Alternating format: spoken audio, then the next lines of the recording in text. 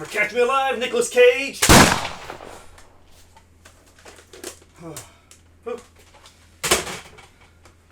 Oh, man.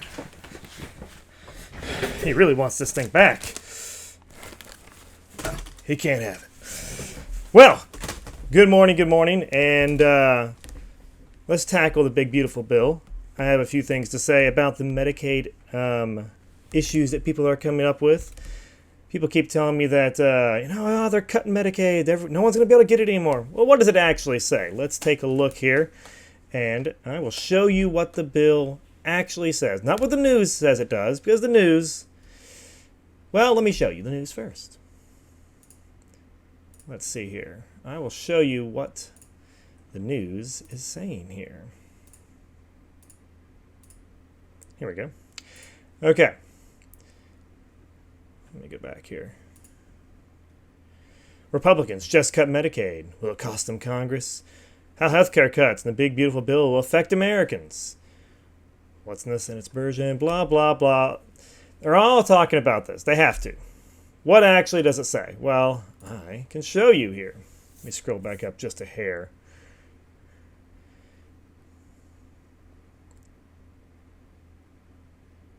Oh, I think I scrolled too far. Here we go. The bill requires you now to have community engagement during the period that they're looking at. It's one of the months during, I think, a 6-month time frame. I could be wrong on that 6-month time frame. They don't actually spell it out right here. But during a month they're looking at to determine your eligibility, you have to have done the following. An individual works not less than 80 hours, completes not less than 80 hours of community service, participates in a work program for not less than 80 hours, enrolled in an educational program at least half-time. Half-time is not defined. That is a error, I think, in this bill that needs to be further clarified. I mean, this bill literally moves periods and semicolons around as part of lines of the bill, which I was like, well, really detailed. How did they miss that? Any combination of the following activities for a total of not less than 80 hours. The individual has a monthly income that is not less than the applicable minimum wage requirement under Section 6 of the Fair Labor Standards Act, multiplied by 80 hours. Blah, blah, blah. So they have income requirements, basically. And they have exceptions. Exceptions are receiving inpatient hospital services, nursing facility services, services for immediate care facility with individuals with disabilities, intellectual disabilities, inpatient psychiatric hospital services. Similar services. A lot of these are going to be determined by the secretary and also by your state to an extent. They're going to tell you whether these things are what's happening to you and what they send in. Experiencing short-term hardships. Such individual resides in a county or equivalent unit of local government, which is an emergency disaster declared by the president. These are what's in there. How are these things an issue? Really? Requiring you to go to work? Exceptions for those who receive medical care? Short-term hardships? I don't understand. And the work isn't all that much. That's barely part-time. 80 hours in a month? That's not a whole lot. You're basically broke. That's reasonable. It's very reasonable. I don't understand why anyone would have a problem with this. It just doesn't make sense.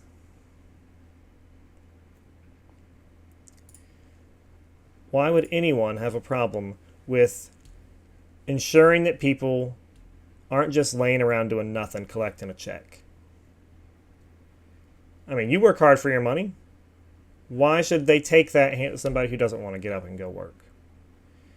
From the sounds of the bill, I'm not going to go through the whole thing because we'll be here all day. They're not requiring people that can't do it to go do it. They're not requiring people who can't go work to go work. And they're not even requiring you to work. You just have to do something that benefits the community. Working isn't the only thing that benefits the local economy and the local world that you live in. They mentioned community service, going to school. I mean, those are all great things. I just don't understand why anyone would have a problem with this. Why do you have a problem with any of it? What is the issue that you have? Do you know of a person who is going to be affected by this, who is able to work, doesn't want to, and is now stuck? Because it sounds like they have a lot of carve-out exceptions for this kind of thing. I bet if you are like the primary care provider, I bet it's in here somewhere. I have not seen it yet. This bill's pretty long. That they have probably an exception for that.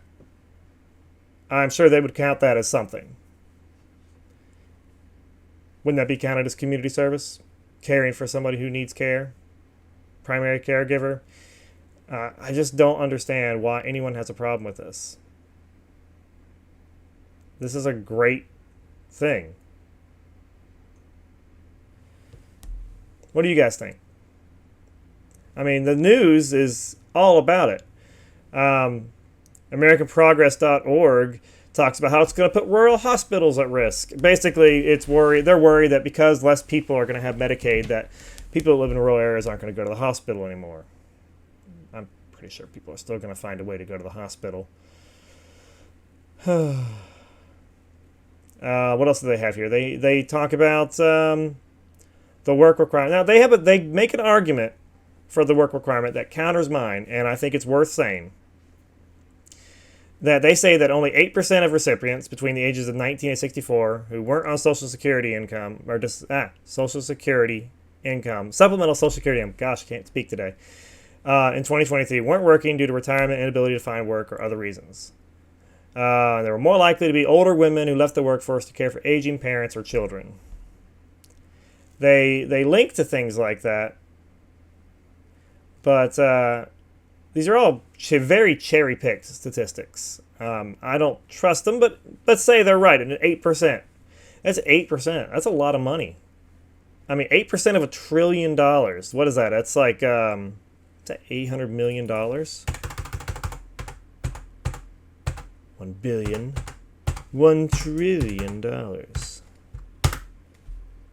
$80 billion over the course of this bill, effectively. That's a lot of money. I mean, how would you like to lose $80 billion? That's going to Mars. That is providing actual health care to people who really need it. That could do a lot of things. How much is that per person in America? Let's say the average tax-paying person, you probably have, say you have 200 million taxpayers in the country, give or take. I don't know the actual number off the top of my head, but let's say that. That's $400. This isn't a lot. All right, you got a good argument for that, but that's not costing the individual a lot of money. But that still is a lot of money that could be going somewhere else. Yeah, that's the only argument you have, really, is that it's not as much money. Now, the bill makes it seem like it's affecting far more than that. They make it seem like it's affecting far more than that. So, I think this is going to be a good thing financially for the country. I think it's going to be a good thing for people who need to get off their butt and go to work. Look, I go to work. I have to pay my taxes. If you're able to go do it, go do it. It's just not fair to me. It's not fair to the people that have to do this. I don't know. They claim it's going to eliminate 10.5 million people from the programs by 2034. Nah. Maybe. Or those people will get up and get a job. And all the money keeps flowing out. I've heard of people who refuse to get jobs, refuse to work a certain number of hours because they lose their qualifications for Medicaid, Medicare, unemployment benefits. They will stay on it as long as possible. And honestly, it's hard to really blame them. I mean, think about it. If you were being paid to lay at home all day, yeah, it's tempting. That sounds like a nice day.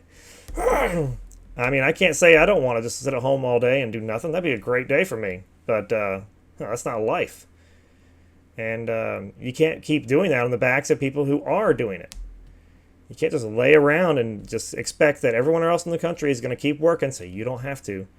oh no, I'm scared of going to work, although I don't actually have any clinical diagnosis that says I can't go. I'm just, afraid of working. It scares me. Just get a job. Get up and go. It's not hard. Well, it can be. I'm sure that if you were, and now they claim in these articles here that searching for work is not a qualifying thing, and they're right. It is not a qualifying exception as far as I can tell. Let me see if there's anything else in here that I want to say before we close it for the day.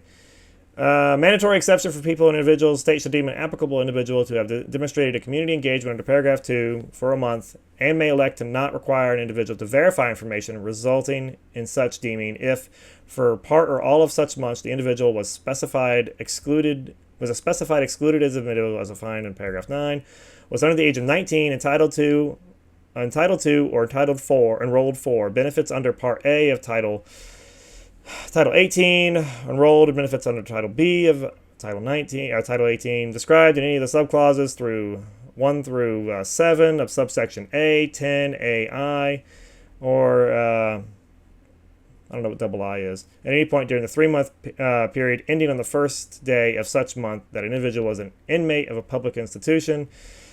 Optional exception for short-term hardship. In general, the state plan or waiver of such plan may provide in the case of an applicable individual who experiences a short-term hardship during a month that the state shall, under procedures established by the state in accordance with standards by the Secretary, in the case of a short-term hardship event described in Clause 2, and upon request of such individual, a short-term hardship described in Subclause 1. Actually, I'm going to pull this up so you can read it with me. It might be helpful. Under the request of such individual, a short-term hardship is described in Subclause 1 or 3 of Clause 2. It deems such individual to have demonstrated community engagement under Paragraph 2 for such month. Short-term hardship event described for the purpose of this paragraph. Such individual receives inpatient nursing services. We've already kind of read these exceptions here. These are basically a repeat of what we already done. So, I mean, that's what we got going on here. They have exceptions. It's not like they don't realize people have lives and that not everything goes according to plan. Sometimes things happen. Sometimes things happen and you don't like them. Like having to get a job.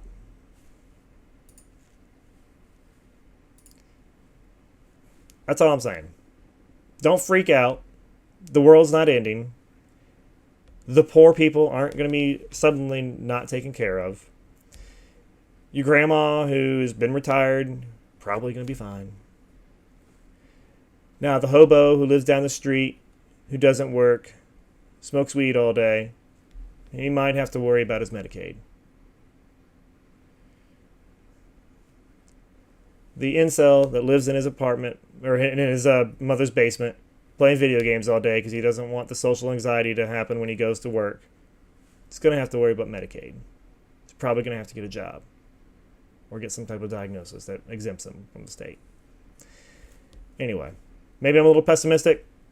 I've been told that I can be, but I don't think this is going to be the bad thing that everyone says it is. I've been around the block. I've been watching politics for the better part of 20 years, and it's always doom and gloom from one side and sunshine and rainbows on the other. Is it perfect? It's probably going to have a few things that's going to have to be amended to it. It's going to have to probably have another exception thrown in. But is it the end-all, be-all of Medicaid or the world's worst thing that's going to happen? No, it's not. Democrats have been saying that about Republicans since I've been around. I mean, it's not a new thing. It's just business as usual for them. The world still turns. People are still taken care of.